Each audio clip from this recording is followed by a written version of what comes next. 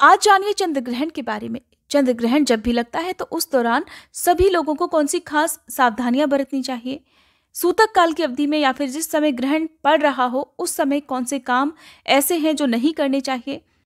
चंद्र ग्रहण के दौरान चंद्र देवता के मंत्र का जाप करना चाहिए। ओम सोम सोमाय नमः और ओम सह चंद्रमसे नमः। इस मंत्र का जितनी देर संभव हो उतनी देर जाप करना चाहिए। इस मंत्र के जाप से कुंडली में अगर कोई चंद्र दोष है तो वह दूर हो जाता है, चंद्रमा की स्थिति मजबूत होती है। साथ ही साथ यदि कोई गर्भवती महिला इस मंत्र का जाप करती है तो उसके होने वाले बच्चे को या फिर गर्भवती महिला को ग्रहण का कोई भी अशुभ प्रभाव नहीं होता। ग्रहण के समय खास तौर पर जो भी पालतू पशु हैं या आवारा घूमने वाले पशु हैं, उन्हें हरा चारा, पक्षियों को दाना पानी और जरूरतमंदों को वस्त्र का और अन्न का दान करने से कई गुना पुण्य की प्राप्ति होती है। ग्रहण के दौरान किया गया दान कभी भी व्यर्थ नहीं जाता। जिस समय चंद्रमा उदय हो जाए और चंद्र ग्रहण का समय प्रारंभ हो जाए उस समय चंद्रमा की रोशनी में आने से बचना चाहिए। जहां तक संभव हो घर के अंदर ही रहना चाहिए। घर की खिड़की दरवाजे बंद रखने चाहिए ताकि चंद्रमा की रोशनी घर के अंदर ना आ सके। खिड़कियों पर दरवाजों पर पर्दे लगा सकते हैं। मंदिर की मूर्तियों को स्पर्श नहीं करना चाहिए। मंदिर के कपाट सूतक काल की अवधि से ही ढक दिए जाते हैं, बंद कर दिए जाते हैं। ग्रहण के समय कभी भी चंद्रमा को खुली आंखों से नहीं देखना चाहिए। आप ग्रहण देखने के लिए किसी भी चश्मे का लेंस का प्रयोग कर सकते हैं। ग्रहण से पहले का बनाया हुआ भोजन ग्रहण के बाद सेवन नहीं करना चाहिए। जहां तक हो सके सुबह के समय कम ही भोजन बनाएं जो कि सुबह ही समाप्त हो जाए। अगर भोजन बच जाए तो उसका त्याग करना चाहिए, उसे जानवरों को दे देना चाहिए। ग्रहण से पहले रखा हुआ दूध, दही, उबला हुआ दूध या जो भी कच्चा अनाज घर में है उसका सेवन ग्रहण के बाद भी कर सकते हैं, लेकिन ग्रहण काल प्रारंभ होने से पहले इन सभी में कुशा डालना जरूरी है। कुशा एक पवित्र घास होती है जो कि अपने अंदर हर प्रकार की नकारात्मक ऊर्जा को सोख लेती है और ऐसी वस्तुओं पर ग्रहण का कोई भी दूषित प्रभाव नहीं पड़ता है। कुशा यदि ना हो तो आप खाने पीने की वस्तुओं में तुलसी के पत्ते या फिर तिल डाल सकते हैं, लेकिन ध्यान रखें कि तुलसी के पत्ते या फिर तिल दूध में या दही में आपको नहीं डालने हैं। इनके ऊपर आपको पवित्र कुशा ही रखनी चाहिए। ग्रहण का कोई भी दुष्प्रभाव खाने पीने की वस्तुओं पर ना पड़े, इसलिए मुख्य रूप से कुशा का प्रयोग किया जाता है, जिससे कि खाने पीने के जो भी पदार्थ हैं वो अपवित्र और दूषित होने से बच जाते हैं। सूतक और ग्रहण के दौरान शरीर पर तेल की मालिश करने या उबटन लगाने से कुष्ठ रोग होने की संभावना बढ़ जाती है, तो ग्रहण के समय तेल मालिश या उबटन ना लगाएं। ग्रहण के दौरान छोटे से छोटे जीव की हत्या करने पर भी बड़ा भारी पाप लगता है और घोर नरक की यातना भुगतनी होती है। ग्रहण के दौरान पत्ते, तिनके, लकड़ी या फिर फूल, कली आदि नहीं तोड़नी चाहिए। दातुन नहीं करनी चाहिए। ग्रहण के समय जमीन नहीं खोदनी चाहिए। कभी भी ग्रहण पड़ रहा हो, सूतक लगा हुआ हो या भूकंप आदि आ रहा हो उस समय पृथ्वी को खोदना नहीं चाहिए। कोई भी पौधा नहीं लगाना चाहिए, ना ही उखाड़ना चाहिए। ग्रहण के दौरान अपने मन को शांत रखना चाहिए। किसी प्रकार की कोई चिंता नहीं करनी चाहिए। अगर आपके मन में बहुत चिंता आ जाती है तो उससे बुद्धि का नाश हो जाता है। ग्रहण के दौरान जोर जोर से हंसना, बोलना, हंसी मजाक करना, नाच गाना, ठिठोली आदि नहीं करना चाहिए। कोई भी शुभ कार्य नहीं करने चाहिए, क्योंकि ग्रहण काल उस देवता के लिए संकट का काल होता है। उस समय वह ग्रह पीड़ा में होते हैं। जैसे कि चंद्र ग्रहण है तो चंद्र देवता पीड़ा में होंगे, इसलिए ग्रहण के दौरान अपने इष्ट देवी देवता का ध्यान करना चाहिए। यदि कोई गुरु मंत्र लिया हुआ है उसका जाप करना चाहिए। मानसिक रूप से किया गया जाप बहुत ही जल्दी फलदायी होता है और ग्रहण के समय यदि मानसिक जाप करते हैं तो उससे बहुत ज्यादा शुभ फल की प्राप्ति होती है और ग्रहण का कोई भी अशुभ प्रभाव जीवन पर या कुंडली पर नहीं पड़ता है।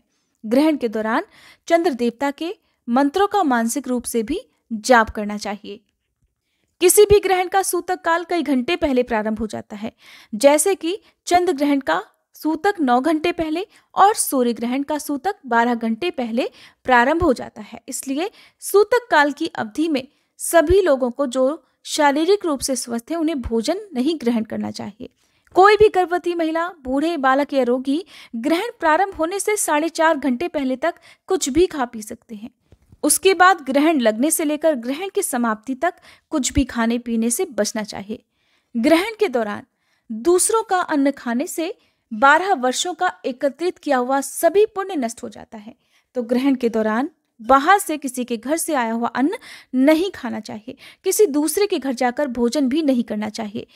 ग्रहण काल के दौरान स्पर्श किए हुए वस्त्र या पहने हुए वस्त्रों की शुद्धि करने के बाद में उसे धो देना चाहिए। ग्रहण की समाप्ति के बाद जो भी वस्त्र आपने पहने हुए हैं उसके सहित ही स्नान करना चाहिए। चंद्र ग्रहण की समाप्ति के बाद मंदिर की मूर्तियों को ओढ़ाई गई चुनरियों को या फिर पूजा के आसन को जरूर धुलना चाहिए। मंदिर की सभी मूर्तियों को स्नान कराना चाहिए। यदि तस्वीर हो तो उन पर गंगा जल छिड़ककर उन्हें पवित्र करना चाहिए। घर की शुद्धि और खुद की शुद्धि के लिए गौमूत्र या गंगा जल का छिड़काव करके गंगा जल का सेवन भी करना चाहिए।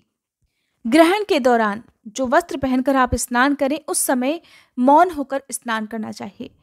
ग्रहण काल के दौरान गर्भवती महिलाओं को किसी भी नुकीली धारदार वस्तु जैसे कैंची, पेंसिल, पेन, चाकू आदि का प्रयोग नहीं करना चाहिए। अगर ऐसा किया जाता है तो उससे शिशु के होंठ कटने की संभावना हो जाती है या फिर शिशु के शरीर पर जन्म से ही कोई निशान बने रहने की संभावना होती है।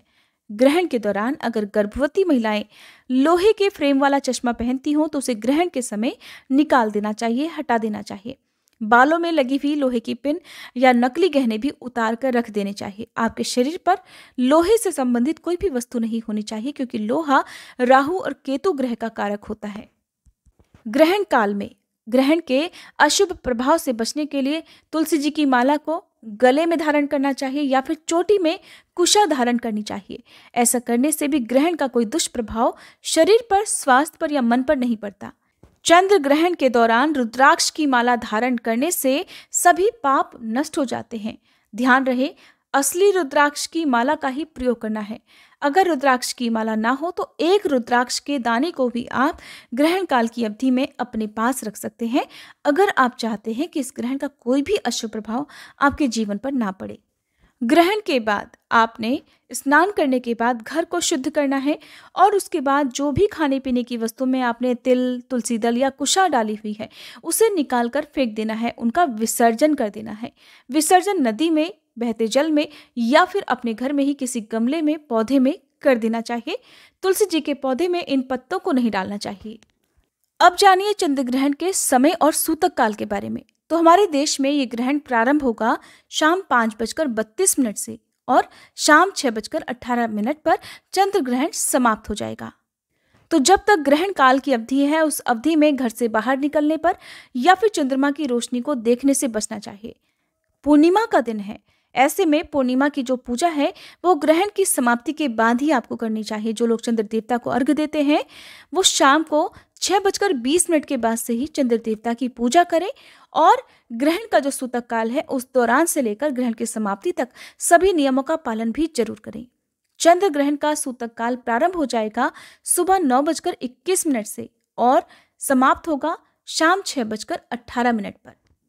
जानिए साल का आखिरी चंद्र ग्रहण हमारे देश में और दुनिया में कहाँ कहाँ दिखाई देने वाला है। तो साल 2022 का ये आखिरी चंद्र ग्रहण हमारे देश भारत के साथ ही दक्षिण पूर्वी यूरोप, एशिया, ऑस्ट्रेलिया, उत्तरी अमेरिका, दक्षिणी अमेरिका, पैसिफिक, अटलांटिक और हिंद महासागर के क्षेत्रों में दिखाई देगा। हमारे देश में ये ग्रहण पूर्ण रूप से केवल पूर्वी भागों में दिखाई देगा, जिसमें से कोलकाता, सिलीगुड़ी, पटना, रांची, गुवाहाटी और बाकी हिस्सों में आंशिक रूप से ग्रहण दिखाई देगा, लेकिन इसका सूतक हमारे देश में पूरी तरह से मान्य होगा। दुनिया में Kathmandu, Tokyo, Manila, Beijing, Sydney, Jakarta, Melbourne, San Francisco, Washington DC, New York, Los Angeles, Chicago और मेक्सिको सिटी में भी ये चंद्र ग्रहण पूर्ण रूप से दिखाई देने वाला है। ऐसे में जो लोग भी इन शहरों में, इन देशों में रहते हैं उन लोगों को इस ग्रहण से खास सावधानियां बरतने की सलाह दी जाती है। तो ग्रहण के समय जो भी नियम है उनका पालन सभी को जरूर करना चाहिए। ये जानकारी अगर आपको पसंद आई हो तो वीडियो को लाइक करके कमेंट बॉक्स में मुझे जरूर बताइएगा।